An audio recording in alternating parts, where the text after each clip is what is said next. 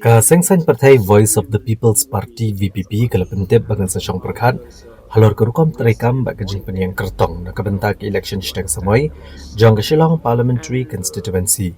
Hadien balakut ka dorbar mang tengka kebarang yat mentah. Presiden keseng uba ardan bela basar umot ulapan pau bakathong bah khamat jong keseng mentah kalong ban pelajeng mut. Hakarukom gabapnya hakadorbar mang tengka jong yang dorbar tawan ke jelam megalaya.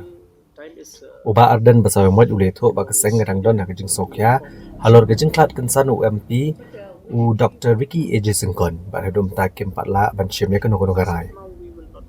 Habala kali la keseng kan pedeng Kyrtong na nagalong yang jong UMP ubal klat. Uba ardan basar umot ulong bakim patla balong yei mar keseng kam patiop ni Shong Pyrkhat halor kani. Kashuki MP jong ke Shillong Parliamentary Constituency kala thli hadien kejing klat kensan no Dr. Vicky AJ Singkon hakakat kan dai trek urempang arajar apun rio. Hadien ba ula sange kensan kejing trek kam uklong senam ka baw dengel kai football. Dr. Vicky Singkon ula job kum UMP hak election arajar arpusau dagabo penliam uba Vincent H Pala jong keseng Kongres. Kebala long kejing job ke bakraw keseng VPP kabadang Shumi Dangshen.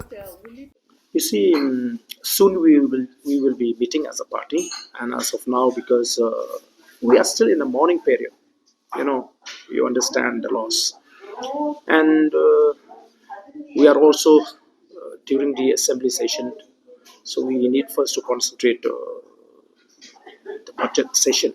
So maybe after the budget session, the party leaders will meet and discuss about this matter, and we will, if we feel time is is needed to inform the press, we will definitely inform.